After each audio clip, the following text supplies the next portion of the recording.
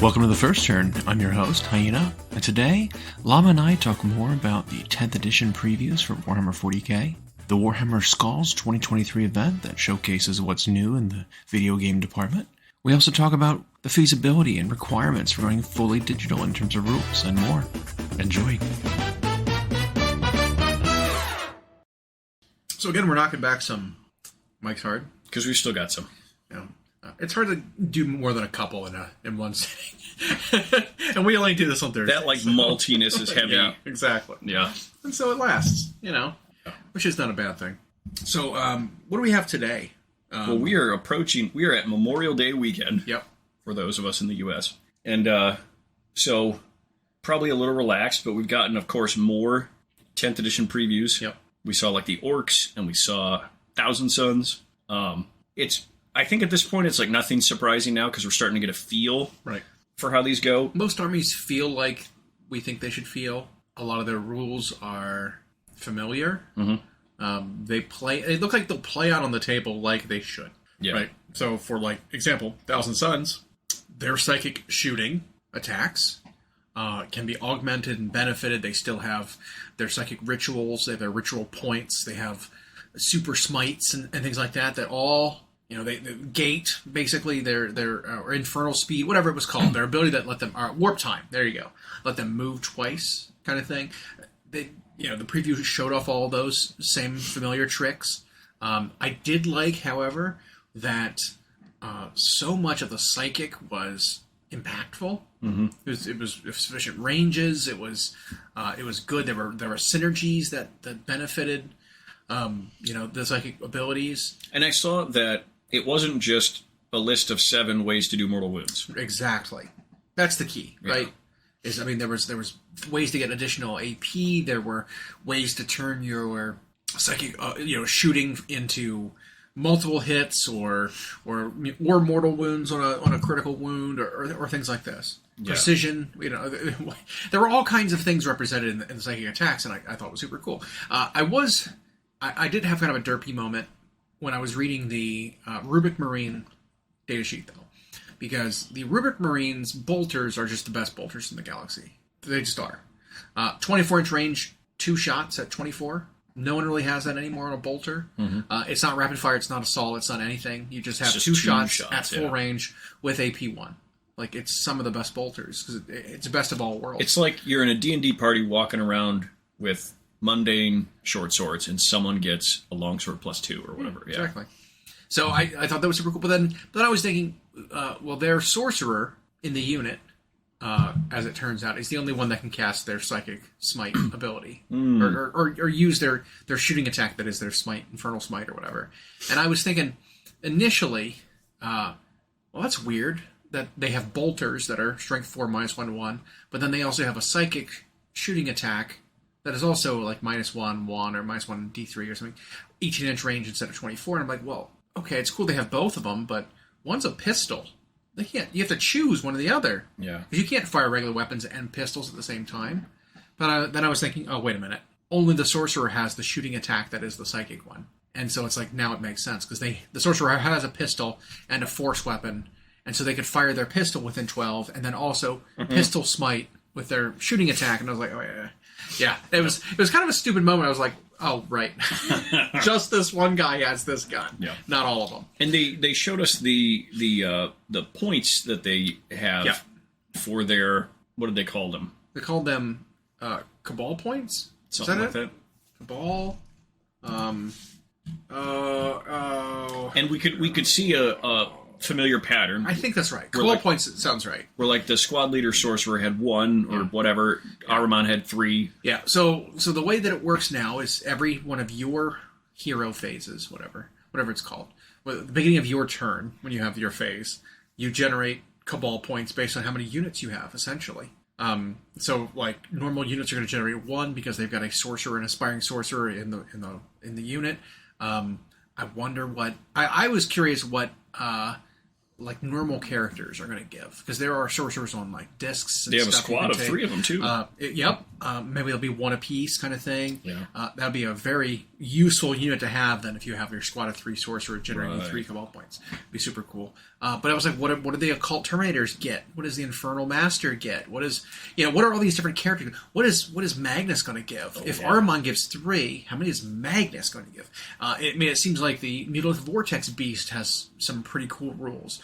How many is he going to give? Because apparently he's got some kind of psychic abilities. So it's like, well, how many total of these points are you going to get for a fully alive army? Right? Yeah. I was trying to figure that out to see how good because it said you don't generate them were. if they're fleeing or if they broke or if they're whatever. broken, if the unit's dead, you don't generate them anymore. Yeah. So I mean that's cool. Like I get all it was that. funny. We had just heard Murmurings because the 10th edition positivity can only last so long until the negative ninnies started coming out, and one of the ones was that you'd heard someone talking about Thousand Suns. And people were like, well, if my army doesn't just do more wounds, it's going to be terrible or whatever. Mm-hmm. We hadn't even had... Now we get their information and see, here's how a very psychic army functions. Right. Yeah. It seems pretty good. It looks good. Orcs weren't surprising to me because it was what they always are. It was ways to get buckets of attacks in every phase. We didn't actually get to see basic orcs. We got to see the Beast Naga orcs, which... I think is less useful than seeing what just normal boys would do, or what normal knobs do. But it's fine. Beast Snag should be in AOS. They should be in a different game. Like, it was like that, and then the Caragons should have initially been released for 40k. Like you switched your games of which armies were released where, and then they give Beastmen models to 40k to kill team. It's like what are you guys doing? But didn't give them new ones. Yeah, I know. I wonder if that happens in the design studio. If there's an idea and then well, wait a minute, let's put our bolt here and a gun, and then all of a sudden it's 40k. And, right. But so it seems like more of that until we get all of the army shown. Yeah. We did see Imperial Knights and Chaos Knights look very different. Yes. Both very good though. Yeah. Different, but and different from each other. Even. Right. Exactly. Yeah. That's the key. Is it's not just Imperial Knights with spikes. Yeah. They operate very differently. They force units to break. They get buffs basically against units that are broken. Things like that. And it's kind of cool. Yeah, and they seem to melee heavier. Yeah. Or better at. Well, I mean, we had the Super Claw, the Warp Claw that was flat 8, as opposed to the fist from the normal knights that's flat 6. Yeah. So I don't know. It's interesting. Yeah. It's very, very interesting. And we now finally have the release date for Seraphon, and they are just hot waving those models. Yeah. I thought it was going to be spread out, but it's like boom, here's all. Here's the start box. Here's the rest. Yeah, crap. Yeah, tight weekend. So that was cool. We got that. What else did we see? We saw they did their video game thing today, which nothing really excited me. I saw that they were doing a AAA title, AOS setting. Real-time strategy. Right. I don't know that much about the company doing it, unless I just missed it and it's someone I do know, like CA or whatever. Yeah, but it's not in the Total War franchise. It's a different company. The screenshots they gave us were mostly zoomed in, but they did say there's going to be both multiplayer and single-player campaign. Which, I'll play it for that. That's what I'll play for. So there was another really, really good game, a Space Marine game, not Space Marine, called... Was it not Battlefront? Oh my god, Battle Sector. Okay, Battle Sector. That takes place on Baal. Is it Secundus, the moon of Baal? Where they? Oh yeah. But they had Primaris Marines. The one that fell to the Tyranids a while back. And it's you are playing as Primaris reinforcements trying to retake the moon. Yeah, and. You play as Blood Angels and you fight Tyranids, and there's this really cool campaign. It might have been the best representation in my mind of Space Marines in a game. It was so good. It was phenomenal. But the game was short, not much content. It was a little short. It had a progressive campaign where you add new units, then get some upgrades and things like that. So it had a little bit of that, but it was very much grid, turn-based. It was a very predictable story. You knew you were going to fight a tyrant. Ultimately that's where you were going. And the end game of it was, okay, now PvP. Now that you've played the campaign, go PvP. Yeah. I'm like, now uninstalled that exact minute. I'm like, no joke. I was done with the game, and I'm like, oh, PvP is the only thing left to do, and the only thing that they're going to do in the future is release new races for PvP. Not interested. That's a shame. Yeah. I mean, they did do a new campaign when they released the Necrons for that game. They came out with like a weird... I mean, it felt like it was PvP oriented, but like almost 3-player triangle like chess kind of thing with spots, and you take over spots and you fight battles, and I don't know. It just wasn't the same. It wasn't a story driven. You know, it's interesting is this is a sort of a side discussion, but it feels like in the video game world they decided that even though there are lots of players who prefer to not play PvP in a video game, these video game companies have just decided, nope, that's where we're going to put our effort. Yep. I don't know if it's easier or what. But I think it's longevity of the game, maybe. They feel like they can make the game last longer. Players going against each other creates the variety they don't have to design. But it's not true. Especially not when the mechanics of the game are basically an AI version of PvP. Yeah. You know? Like, it's not... It's like I feel like I'm playing the tutorial of a PvP game, you know, and it's just controlled by AI instead of a real person. Yeah, I don't know why they feel like they need to do that. There's so many times where I'm like, I'd rather just have an offline, just story. It's a better play experience. I don't know if you've played with people online before, but playing by yourself avoids a lot of the toxic, it does, competitive, like unnecessary competitiveness, unnecessary like I don't know what you want to call it, like superiority.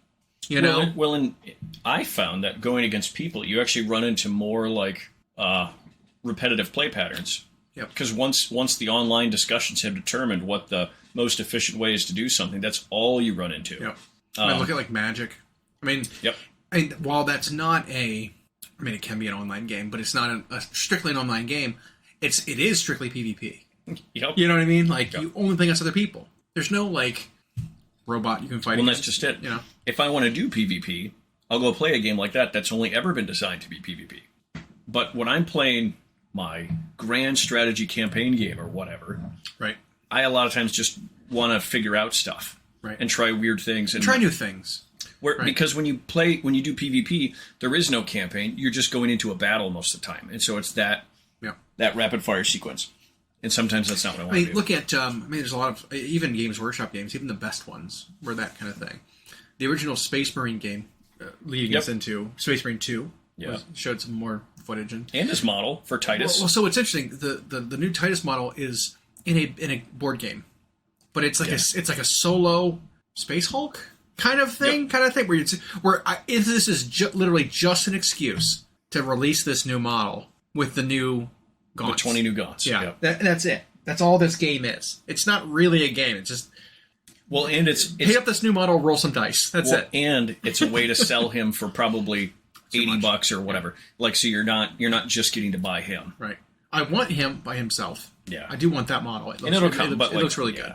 But yeah, I don't want that board game. If I were to get him in that board game, I'd keep him and I'd sell some of the gaunts. Yeah. And then just chuck the material. It's probably not whatever. If the gaunts eventually get a multi-part kit, which they probably will, it looks like they'll have different weapon options. Those in that box are probably just the push fit starter gaunts. The plush board. Agreed.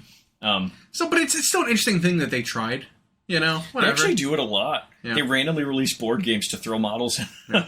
I don't know. It's all the first 4 assassin releases in plastic were done. It was that Execution Force or whatever. They did that Khorne Bloodbound thing at one point where it was the characters were all in a little board game. Oh, I forget what it was called. I have it around here somewhere. Yeah. Gore Chosen. Yeah. Yeah. And that even became one of their battalions. It was kind of fun. Gore Chosen was kind of fun. Well, it was an arena fighting kind of thing. It was cool. It was not balanced at all. No. But it was fun. But yeah, I don't know if I'm that interested in a real-time strategy game version. I'll get it, I'll play it, sure, but it's not my favorite kind of game anymore. I don't like RTS unless it's something like a Company of Heroes or something where it's more tactical than it is twitchy, build order, that kind of stuff. Well, that's just it, and I don't know what it's supposed to be. I know, me either. They haven't given enough information. They say there's a single player campaign. I have some hope.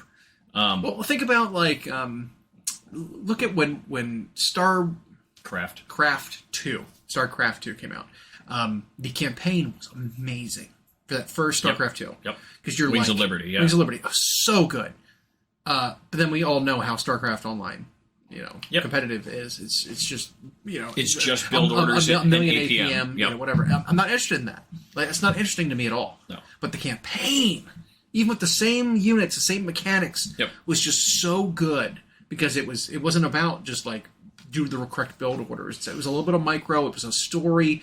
It was an exploration of the map. Some missions were just puzzle solving. Yeah. Super cool. So I'm hoping if it's a PvP oriented game, it's something like that. That's what I'm thinking. Yeah. I'm hoping it has a little bit of, well, I know Dawn of War 2 isn't people's favorite Dawn of War because it's not a true RTS. Right.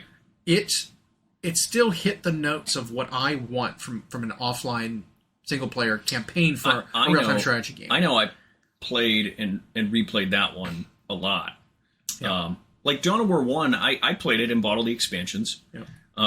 And it was more RTS-y. Yeah, I was base building. It was, node capturing. It was exactly what you'd expect from a Command and Conquer or a StarCraft. In Dawn of War 2, you had multiple squads eventually, but it was a little RPG-ish. You were like upgrading them, and but I still really enjoyed it because like the battles themselves felt 40K-y. Yeah.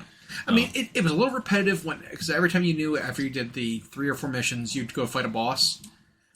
When you get done with the map that the boss is on, you'd enter like an arena sort of thing, and you're like, oh, here comes the boss. Yep. I wonder how many times he's going to jump off the map, and I have to like wait for him to come back again. Because that kind of thing would happen, right? Does, yeah. It was the Lictor, but the Lictor had like 1 billion health. Yep. So he was just like, it was a boss, whatever. But it was still fun, right? Yep. Getting item drops and upgrading squads outside of the battles, like.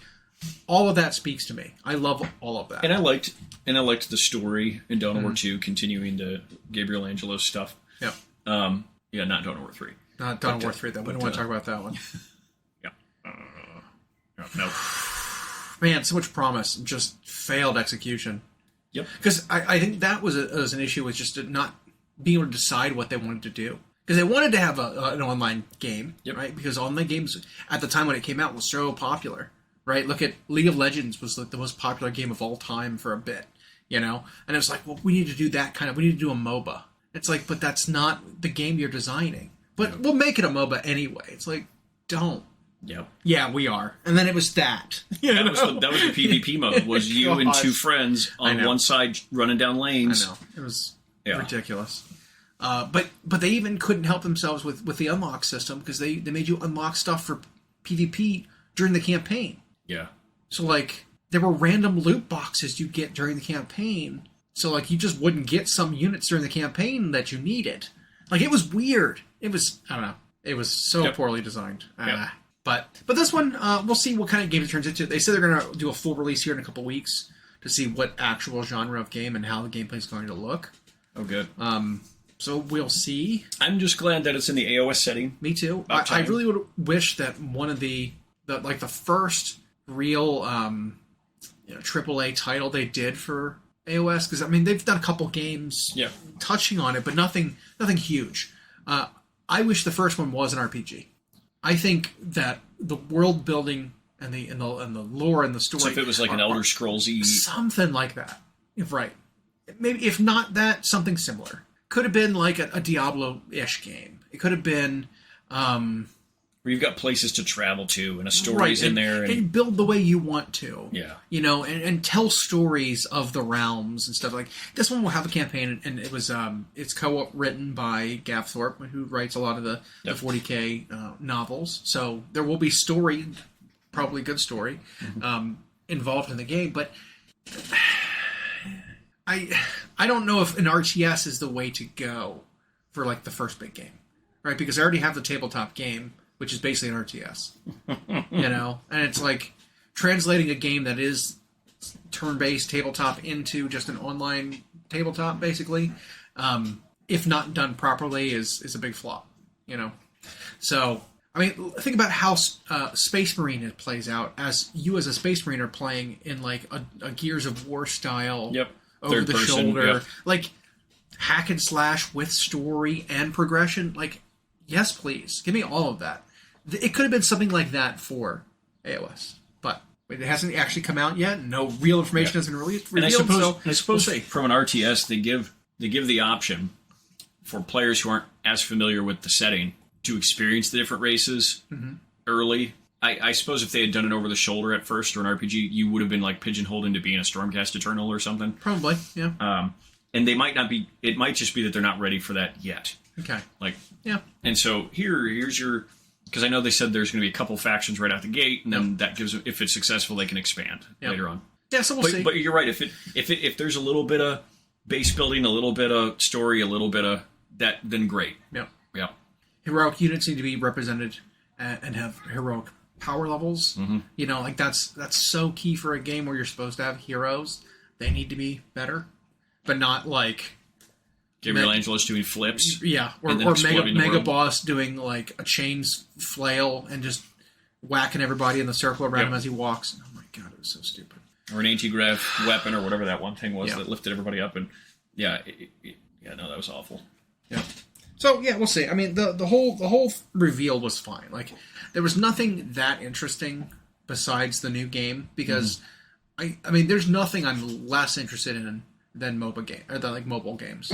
Yeah. Right. And they were talking about some of the mobile games. I'm like, fucking pass. There's actually a million of them already. I know. It's insane. In the Warhammer universes, there are so many mobile games, and none of them interest me. Yeah.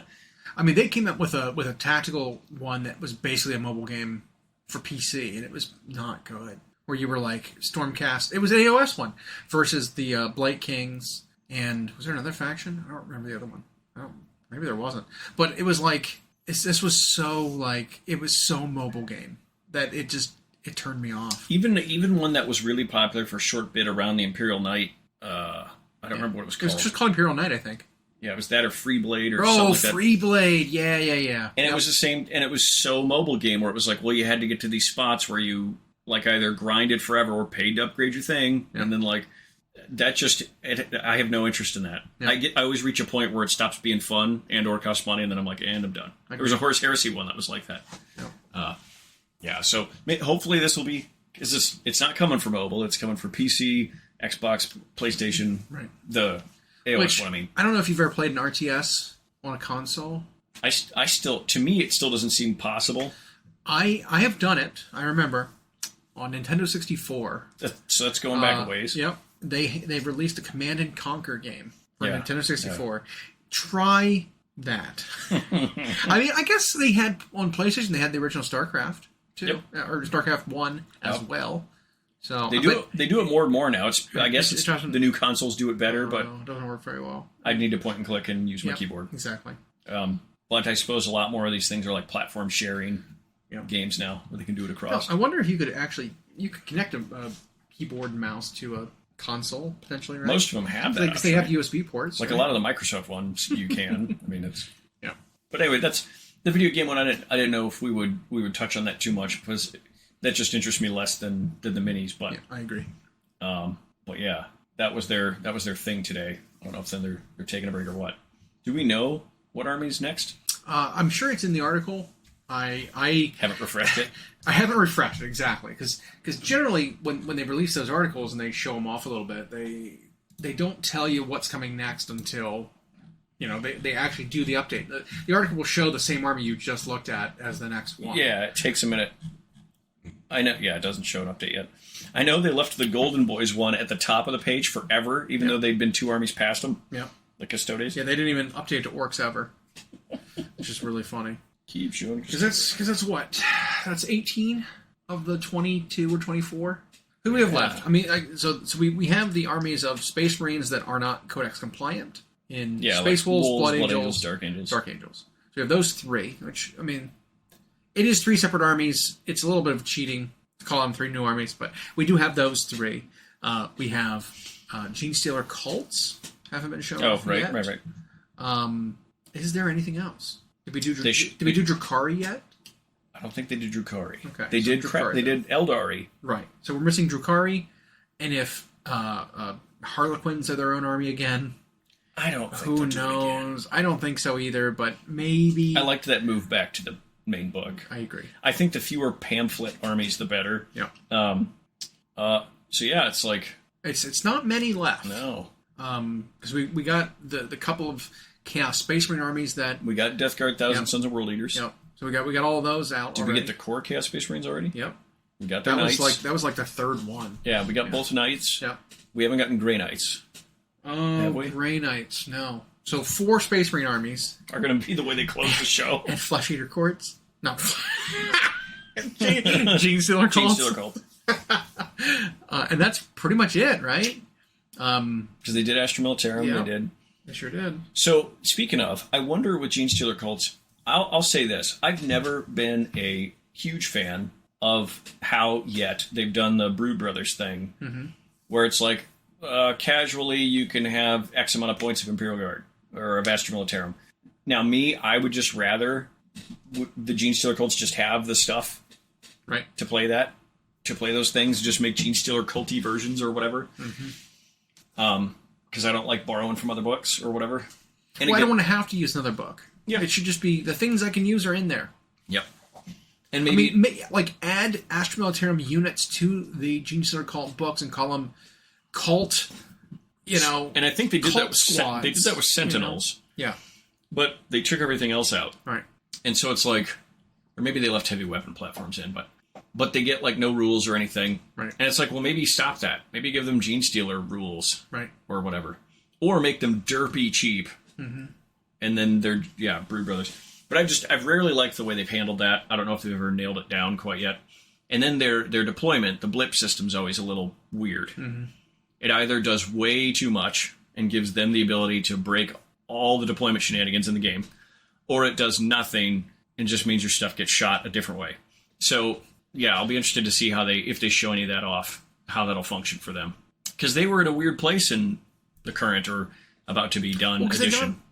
For not very long, they had kind of interesting, cool rules of coordinating their fires and firing from different angles and stuff could give them benefits, and then they didn't do too well, but they went most of ninth doing very poor. Yeah, but it was still a cool mechanic, and then It was. And then now it's getting and I always felt like rewritten in some way. Reading it from cover to cover, I always thought it was one of the most balanced armies in the game. Like most of the units seemed feasible, but it didn't translate to tabletop success. And then at the very, very end, however it was they set up the missions, they randomly started scoring high. Yep. So, and we know that the U.S. Open event in Kansas City in June is still 9th, but they're going to have tables set up with 2,000 point 10th edition games. And that's early June. It's like June Very early, 3rd or something.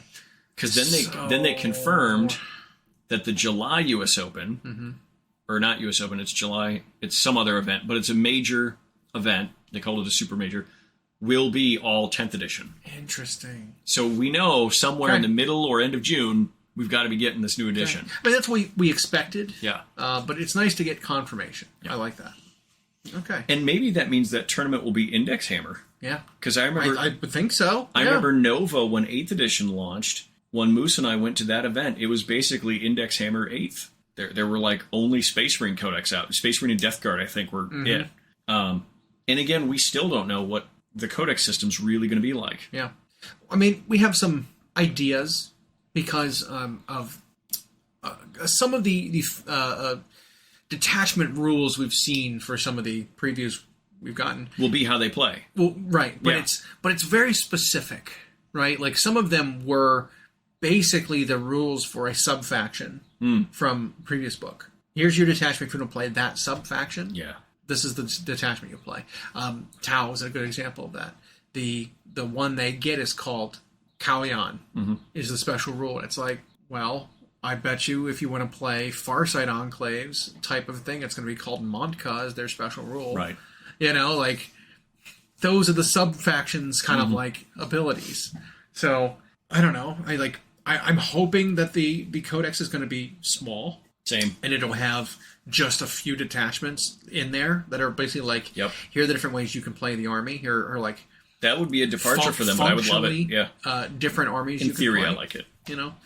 You're not restricted based on the units, again, but you have to choose a sub-faction for some that have named characters of different interesting sub-factions, and then you have to...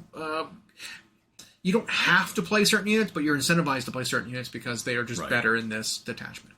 Like, I'm hoping that that's it. the book is like cheap and it's just short. You know, like there's 2 books that comes out. One's like a fluff one, and then one's a why not the match play one. You know, something like that. Match play laminated card or something. Exactly. Yeah. Just a pack of cards, $15, whatever. Here's your play materials. That'd be awesome. I mean, it's a lot for just laminated cards, but it's better than paying $55 for a codex for the last 3 pages of the book. So similar to the way we try to predict a preview event. Yeah. So the optimist in me wants to see where they do something like that, where you have the option to just buy the faction detachments and unit cards for a faction. That's what you can buy. Boom, in packs, right? Yep. Probably 15, and they'll probably charge an outrageous amount for the unit cards, like $30 or whatever. Or not. But they did specify that this stuff will be in the app. Yep. Also, so we'll have to see what that looks like. Well, I also wonder if it's going to be any of it's going to be free online too, in like a PDF form. Right. Because we don't know that. We know it's initially coming out that way. There will be physical card packs that you can buy. Yep. But there will also be just PDFs you can download and they said playing. Day 1 everyone can play for free. Yeah. So, but I wonder if it's going to be the same thing going forward. If it's going to be like you need to buy a codex to get your army updates, or if it's like you can buy an update through a codex, or you can just use the online one. The pessimist in me still imagines there'll be one part of the promise they uphold, which is that you'll be able to only bring a back and forth sheet with you and your unit cards with you to play the game, or bring the app with you to play the game. But I still feel like they're going to make a $55 book, and it's just packed full of useless stuff, galleries, artwork, fluff.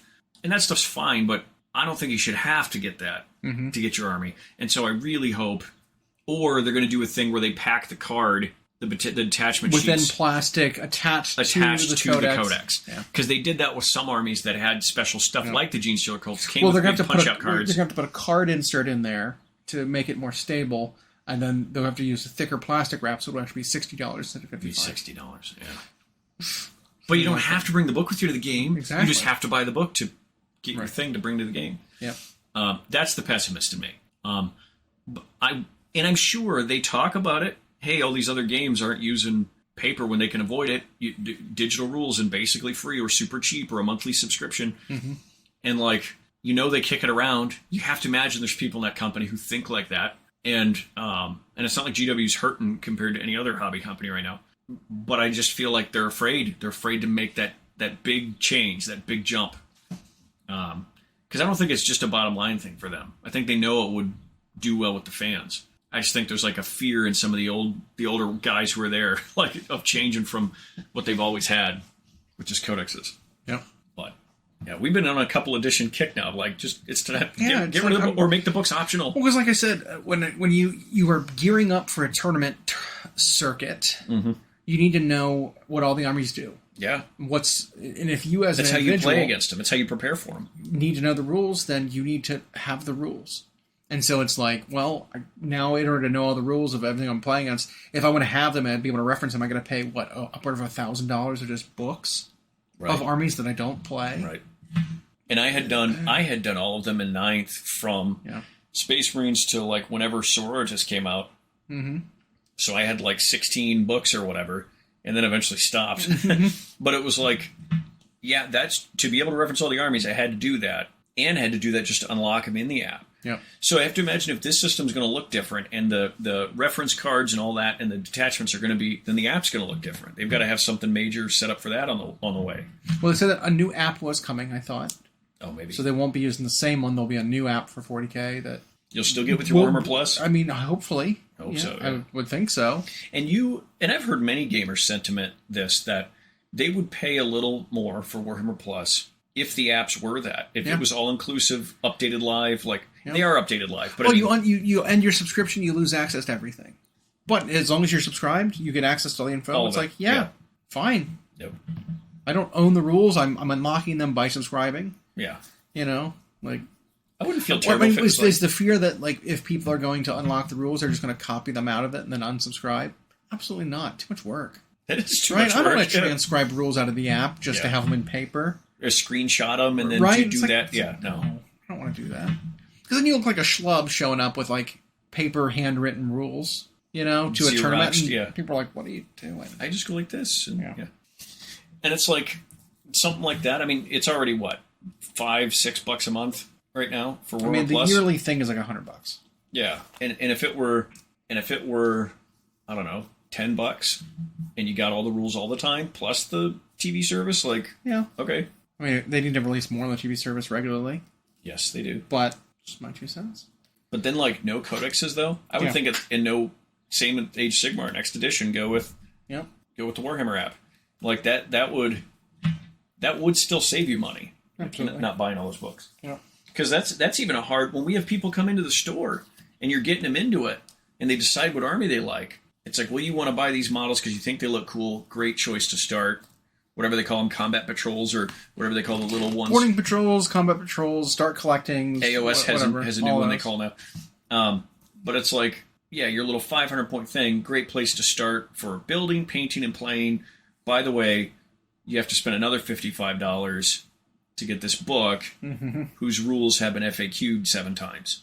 Like, whereas if it was just like $10 subscribe to the app, you get all the rules all the time, and you can watch some TV stuff. Like that's a whole lot better. Yep, agreed. And there is other content that I don't find as useful. Like they do have painting videos on there, and they have Lore Master series where they talk about the history. That does some world building, by the way, for Age of Sigmar, which is nice. Oh, yeah. I don't know. It's something. But there's something about like the official channel, though, to me that like makes it feel too. I don't know. What's the word? Makes it feel too produced. Like when Duncan left, right? Warhammer Painting Studio, the Warhammer Painting Studio. He could actually give his real opinions. Yeah. You know what I mean? Like you're too censored. You have to censor yourself too much if you're like you got to toe the company line. Like or like there's nothing but just the information, right? Like when I first started out, those Games Workshop painting tutorials were great, right? Oh yeah. Here's what you do, and you just keep doing this. Cut to the next step. You know, a few minutes of just so like simple to follow. Here's the things. Great, but I'm not at that point anymore. I want to know more. I want to hear more opinions on things and more deep information about why you're doing something. Well, and when they do give them to you, it's not frequent enough. Like I watched them do one where they did battle damage on a dreadnought. Okay. And it was one of the better paint jobs I saw someone on there do. Mm-hmm. But it was like a year before you saw another one that was useful, where it was like, here's NMM, which most people thought GW was afraid of. And it's clearly they're not afraid of it. They've had even some of their minis that release with their box arts got some NMM on them now. But like, because their heavy metal painters, believe it or not, are very good. Like, incredibly clean stuff. And so, like, why not have those guys I'm sure they're busy, but why not have them come on and do a video showing a more advanced thing? Right. And then you're right, give the why to, not just the how to. Yeah. But I wonder if it's like, you know, those folks are scattered and you can't get them in a studio to actually I don't know if they're all over the world do or recording, what. or if, like, those are trade secrets. You know, like, we don't want to teach people how to do heavy metal because we use techniques that we don't want getting out there to the public because that's what we do to make our stuff look the way we do. You know, maybe it's something like that. Like, I mean, think about all, like, when you subscribe to Patreons and stuff of really good painters. The information you see on the Patreon is hidden, right? Like, think about when you signed up for Richard Gray for a short period. Yep. And you watched some of his videos, and he did a thing about creating, like, the water effects, like, dome thing. Yep. That wasn't a public video. I've never seen anyone talk about how to do that kind of hobby hack. But you then thought back to where you saw models that had an effect like that and never knew how they did it. Right. Yeah. And so that's a secret. That's a secret you need to sign up and pay for. Yeah. You know, that's not just something we're going to tell you how to do. And that could be. I mean, the heavy metal team, their models, some of them are painted very well, but they always try to keep them at a basic in terms of color theory and contrast. But some of them do achieve effects that you wonder. And while you had guys like Darren Latham, who worked at the heavy metal studio, who stepped out for a while, talked all about what he did, and then ended up going back to work for for GW. His stuff was, of course, a little more advanced than like Duncan or PG, who were doing more of like here's a 3-step thing. But you're right, there could be just some things. But even then, they don't even offer a way to pay to find out. Right. So I don't know how many secrets they hide because there are so many artists who paint above what heavy metal does. Sure. But you are right about some of those effects or the results that you see and you question how, and then you have to pay to find out, and you're like, I've never heard this anywhere. Mm-hmm. And you just thought in the era of the internet, how could any information be like secret tech anymore? Right. But it is. There's still some. You have to think that some of those painters who are pushing the line all the time are just, For those who don't know, he is peeling images off his shirt. Well, I washed it 3 times. It was a crappy souvenir shirt, and the entire decal is coming off. Worthless. Frustrating, man. It's like stripping a model down to start over. Exactly. Yep. I'm not going to repaint it though. Just plain. Yeah. Leave it plain. Yep. Tan. The equivalent of just bare plastic. Yeah. Yep. Yeah. Speaking of bare plastic, I have a lot of models I need to paint. Yeah. And you know what? I get and I've talked about this before, I get overwhelmed where I find a few hours in an evening and I'm like, I need to do it even though it's not like paint night. Yeah. Why not pick something? And then I'm either tired, or I then look at how many things I have to do, and I start getting demotivated the more projects I look at that need to be done. Well, then you think about it's going to take me this long to get my palette set up, and yep, I got to find my paint box, and then I have to clean it afterwards because I know it'll go 4 days without painting, so I can't just leave it wet.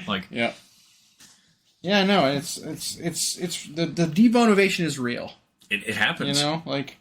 I wish I could just have the motivation and the time and the block to just sit and paint. But I always justify, or rather make it seem like I'm getting a lot done in my hobby progress whenever I'm buying more supplies for some reason. Oh, yeah. Because then you're like, oh, that'd be cool to have that hobby device, that paint color, that whatever. Well, there's also so much new stuff coming out all the time that it's and then you see really good deals, and it's like, why not hop on some website and with a deal and buy some stuff you've been meaning to stock up on. Yep. Which Scale 75 USA. Okay. Has stuff from Memorial Day, not a sponsor. But Dracoya, who we talk about, who we had on the show at Adepticon, she offered a promo code for people to go to Scale 75 USA. It's for Memorial Day. It's MD15, Mike Delta 15. That's the promo code. It's 15% off. Okay. And it ships out of the USA. So not bad. A lot of people don't know there's actually a USA version of the website. So, but they just got a couple of new Chimera.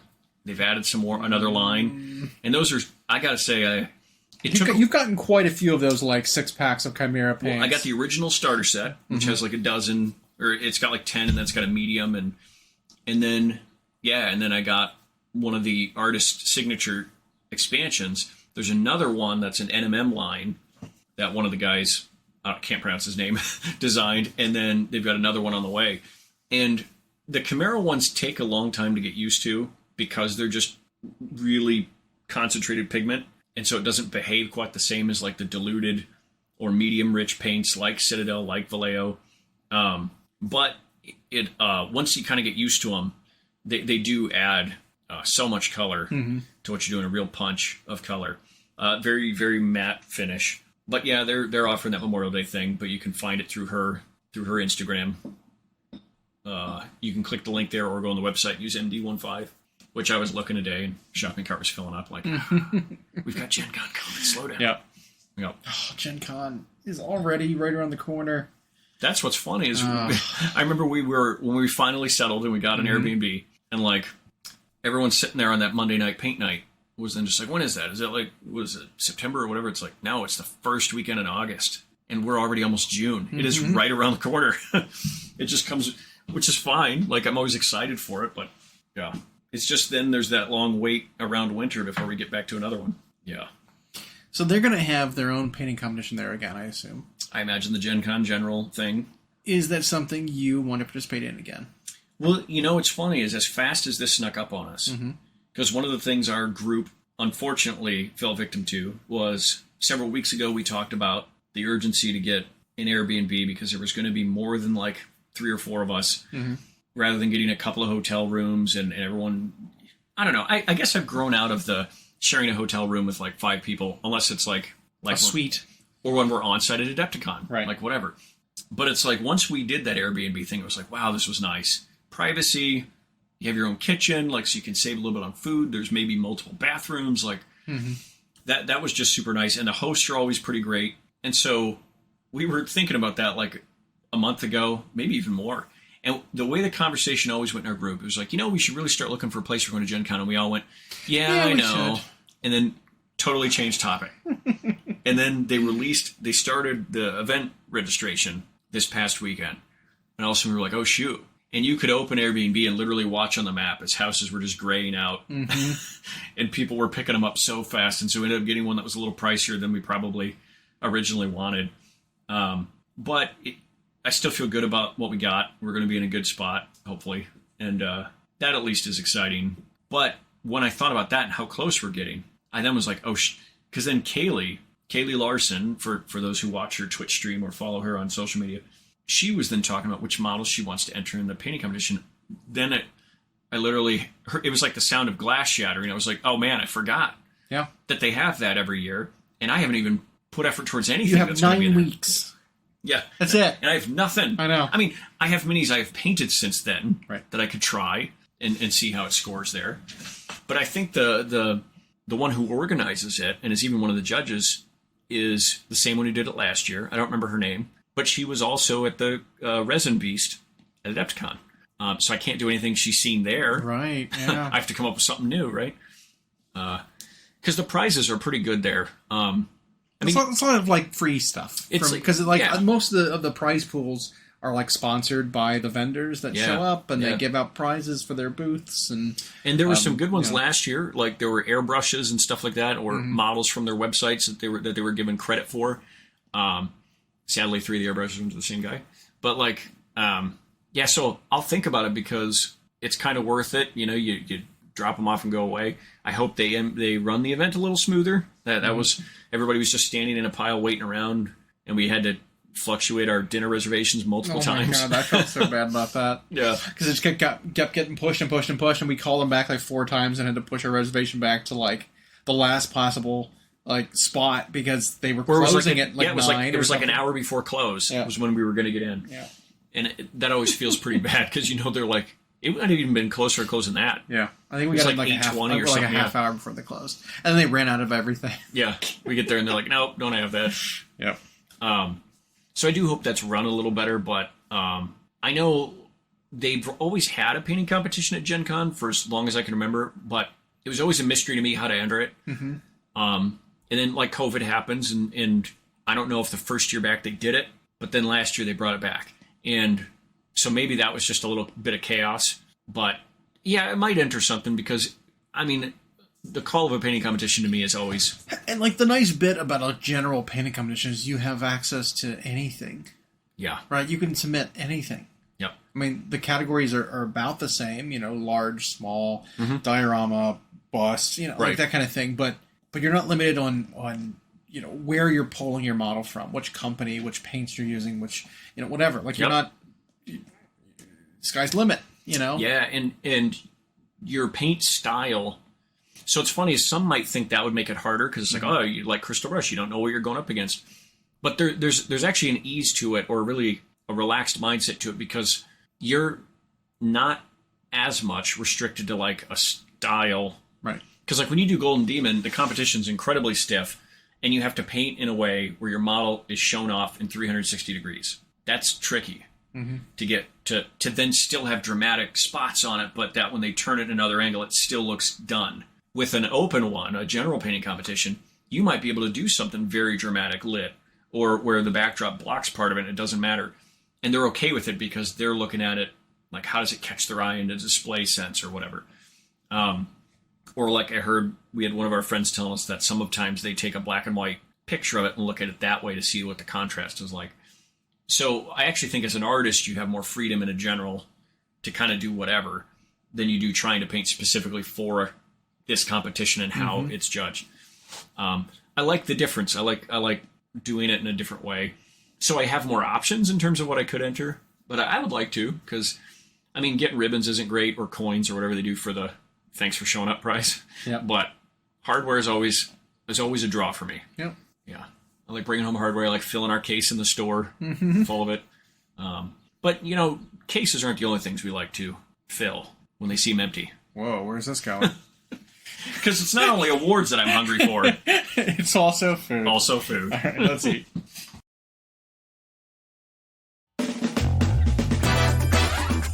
listening. We hope you enjoyed. Check out our new episodes every Friday on Google Podcasts, Spotify, and Audible, or on Podbean. You can also follow myself and Llama on Instagram for more. We are at Hyena Paints Minis and at Llama Paints Minis. Music provided by Kevin MacLeod at incompetech.com. And as always, we'll catch you next time.